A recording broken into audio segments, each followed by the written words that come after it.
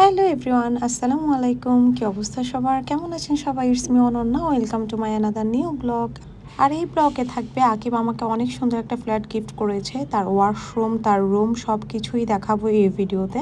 তো চোখ রাখতে হবে এই ভিডিওর শেষ পর্যন্ত।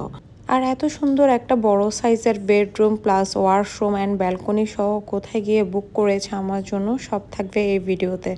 যাই হোক, আমরা একদম ভোর সকাল সকাল 6টার দিকে উঠে রওনা দিয়ে দিই সৌদিয়াতে। আর এরপর ওখান থেকে আমরা চলে যাব আমাদের যে অ্যাপার্টমেন্টটা ওখানে। আর আমরা আজকে মা ছেলে একদম পুরা শীত বন্দি করে ফেলেছি। অনেক বেশি শীত ছিল আর চোখ নাকের অবস্থা খুবই খারাপ। এরপর আমাদের একটা বিরতি দেয়, যাত্রা বিরতি। এর মধ্যে আমি আরাতকে খাওয়ানোর জন্য যুদ্ধ করছিলাম। মানে মা হলে যেটা হয়, এর আগে যতবার কক্সবাজার গিয়েছি তত প্যারা নিতে হয়নি। এরপর আমরা পৌঁছে যাই কক্সবাজারে। আর 3 দিনের জন্য আমরা হোটেলটা বুক করেছিলাম, এটাই ছিল অ্যাপার্টমেন্টটা। আর যাই হোক, এখানে আমরা নিয়েছি রূপচাঁদা কারি, ডাল, মুরগি ভুনা সব কিছুই খেয়ে দিয়ে আমরা একটু সমুদ্র দেখার উদ্দেশ্যে বের হয়ে পড়ি। আর এখানে আমি ঢং ঢং করে ভিডিও করছিলাম, আগে ভিডিও করে দিচ্ছিল।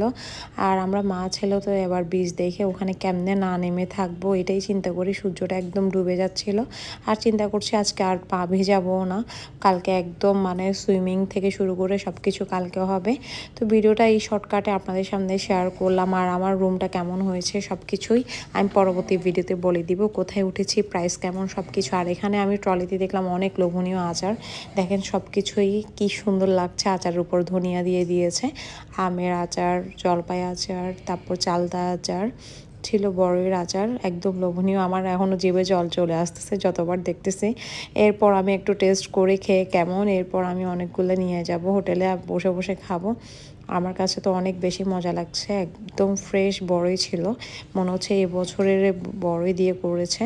এরপর হাঁটতে হাঁটতে দেখি এখানে মালাই চা, আগে বললো যে মালাই চা খাবে। দেন এখানে কিছু সিঙ্গাড়া সমোচা গরম গরম ভাজতেছিল। আর এখানে কক্সবাজার এসেছি, ট্যাঙ্ক ফল না খেলে কেমনেই হয়। এরপর আমরা রাতে ডিনারের জন্য বের হয়ে পড়ি। আর এখানেও আকিবে ঠান্ডা লেগে গিয়েছিল দেখে ও হচ্ছে কফি নেয়। আর এই যে দেখেন, সে বিখ্যাত একটা রেস্টুরেন্ট বললেই চলে, অনেক সুন্দর বলতে অনেক বেশি সুন্দর ছিল। আর এখানে আমরা কাবাব প্লেটারটা অর্ডার করি, অনেক বেশি ভালো লাগে আমাদের খেতে। ভিডিওটা এই পর্যন্ত, ভালো লাগলে বেশি বেশি করে লাইক, কমেন্ট অ্যান্ড শেয়ার করতে ভুলবেন না। আল্লাহ হাফেজ।